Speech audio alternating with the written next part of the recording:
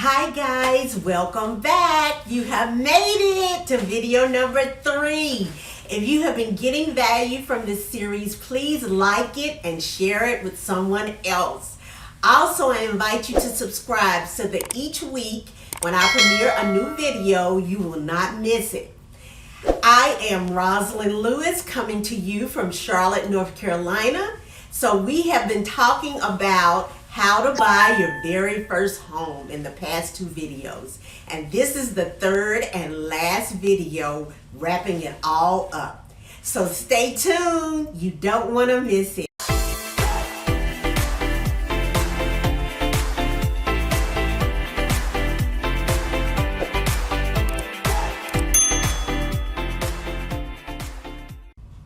So congratulations, your offer has been accepted. You are now under contract. Now what do you do? Well, your offer is going to be conditional upon 3 things: your ability to get secure financing, the appraisal of the property, and your home inspection. You're going to want to hire a home inspector who will check out the plumbing, the electrical, the HVAC system, etc. They will look for foundation issues. They will look at the roof. They will investigate everything they can tell you about this house and give you a large report telling you exactly the condition of the property. This report will let you know exactly what is wrong with the property so that you can make an informed decision whether to move forward with the transaction or cancel, because a major issue was found that you can't live with.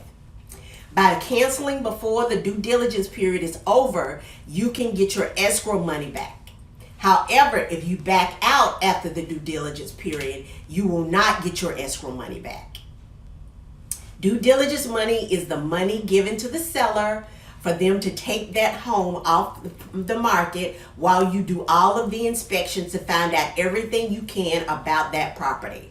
Those monies go directly to the seller, and they can cash the check and use that money any way they choose.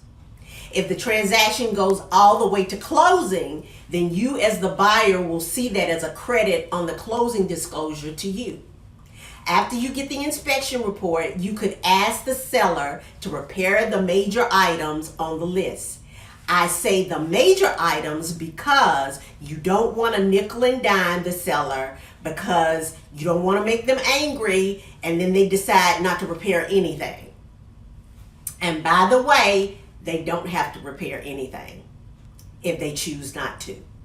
They could just say, I'll give you money as a credit to you on your closing disclosure towards closing costs in lieu of making the repairs.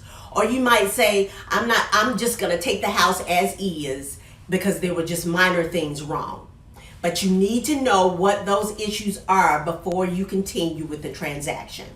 There are other inspections that you can have performed also, like a roof inspection and a termite inspection. These inspections will help you to know if the property has any sort of termite issue or fungus and dry rot that affects the stability of the house. If there are big cracks in the foundation, you can have someone look at those things. You can check the fireplace and the chimney, make sure there's no cracks in the chimney. You can have the furnace and the air conditioning unit inspected. So there are a lot of different things that you can have inspected. And quite honestly, it is up to you to have those things done, because the seller does not have to disclose to you any known defects. There may be things the seller just doesn't know. They've been living in the house, but maybe they just didn't know that there was a problem, like a giant crack in the chimney, because they haven't used the fireplace for 3 years or something like that. They're not willfully telling you about a major flaw. They just are unaware. And if you don't find out about the problem until after the closing and move in, you are stuck with the problem. Also, the escrow money that you and the seller agree on in the contract will go to a neutral third party in North Carolina that happens to be a closing attorney. In other areas, they may use a title company, and your money will go to them. It will be $1,000. It could be $2,000, $3,000, $5,000. Whatever you and the seller agree will be your earnest money or your escrow money. You're going to give that money to them as soon as your offer's accepted, and that third party is going to get those monies, so that the money is going to be held in their trust account while you're under contract. If for any reason you cancel while you're still in your due diligence period, you're entitled to get your escrow money back, but only your escrow money. You will not get the due diligence. However, if you were ever to breach the contract, the seller would be entitled to keep the due diligence money and the escrow money. So you want to make sure that you are always performing according to the contract and not doing anything that would cause you to ever lose your escrow money. We do not want you to lose your escrow money ever. So what comes next is the lender you're working with is going to have an appraisal done, and the appraisal is not like the home inspection. The appraisal is done by the lender that is loaning you the money for your mortgage, to make sure that the house is worth what you've offered to pay for it. And finally, your lender is going to work on getting you final approval for your loan. By the way, please do not go out and buy a boat or a new car to fill up that great big new garage you're going to have. You do not want to make any major purchases that will be buying buying on credit that are going to affect your ability to secure finances for your loan. And again, if you cancel during the due diligence period, which let's say is 10 days, if you have 10 days to do your home inspection, you find out there's something majorly wrong and you cancel, you get your escrow money back. If the property does not appraise for the price that you've offered to purchase it for, you can ask the seller to drop the sales price, and if they say no, you can cancel the contract and get your escrow monies back. If interest rates go up by a full point and you can no longer afford the monthly payment that would go along with this purchase price, as long as you are within the due diligence period that you've already agreed to in the contract, you can get your escrow deposit back. You must work with your lender, and they're going to be asking you for crazy stuff. Like they're going to say, hey, we saw that you were 3 months late on your water bill in 2 years ago.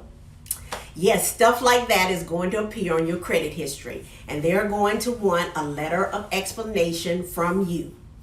Please make it a priority to get the letter of explanation to them as quickly as possible, because if it takes too long for you to get that information to them, then it will take that much longer for you to get your final loan approval.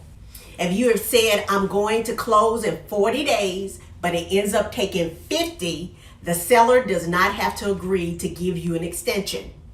Or they could say, okay, fine, I'll give you an extension, but I'm making your deposit non-refundable. We don't want that. You always want to make sure that you're performing according to that contract. Everything is about that contract, so that there is never any risk to you of losing your escrow deposit for any reason. So turn that stuff around to your lender as quickly as possible. If they ask you for a letter of explanation, you want to show them that you are responsible with your finances. You want to show them that you do not make a habit of not paying your bills on time. That is a good reason for them to not want to give you a mortgage loan. So if they say, why was your water bill late? You say, I moved out of that apartment from Atlanta to Alabama. I left my forwarding address but never received the final bill. Once I finally got the call saying, hey, you owe this $48 or whatever, I paid it immediately over the phone. If I had known I owed the money, I would have paid it as soon as I found out. I just didn't know. I'm terribly sorry, but I did take care of it as soon as I found out about it. So write them a letter telling them why it happened and how you took care of the situation. The point is to let them know that you are responsible with your finances and you can be trusted to pay your bills on time. All right. Now the moment you have been waiting for, closing time. Yay! Everything has gone according to plan. There may be some issues that came up during the home inspection. You negotiated with the seller. They agreed to fix the things that were broken. The appraisal came in and you were all good, and now it's time to close. So in North Carolina, we use closing attorneys. You will do your final walkthrough of the home you selected either the day before closing or the morning before closing. So if the house was occupied when you wrote your offer and they moved out, you want to make sure there's not a giant hole in the wall that the couch was sitting in front of, or that they took the chandelier that said that they were going to leave in your offer when you wrote your offer. You just want to make sure the house is in the same condition that it was in at the time when you wrote your offer, and that they truly have moved out. You want to make sure the house is empty but not trashed. At this point, you should have already received your closing disclosure 3 days before closing. So you will already know how much you need to bring to closing table and how much your monthly mortgage payment will be. The lender will let you know if you need to have the money wired, or if you need to bring a check or a cashier's check.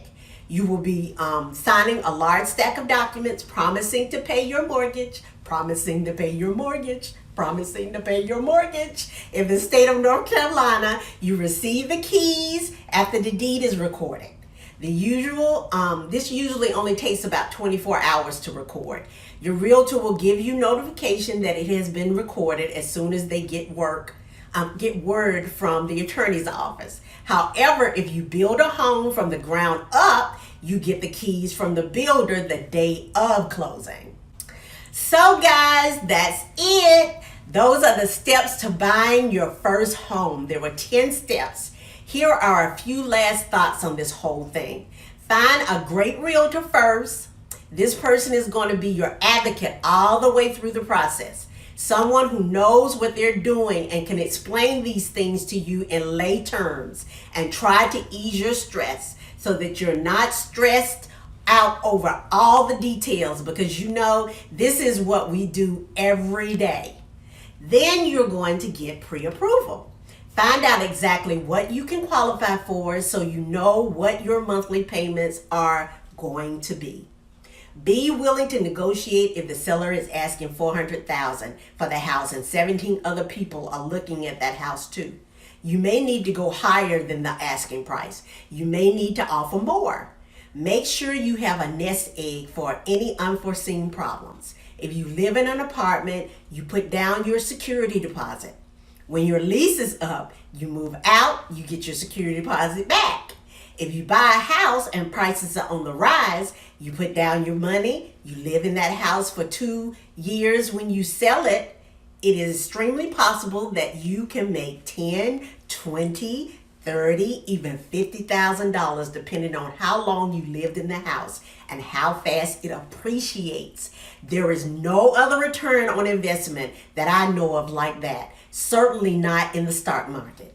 So if you can buy your first home, you get to live somewhere. You got to live somewhere. You got to have a roof over your head. You got to live in a place that's safe where you can raise your kids and like where you live. Why pay your landlord's mortgage if you can be paying your own mortgage?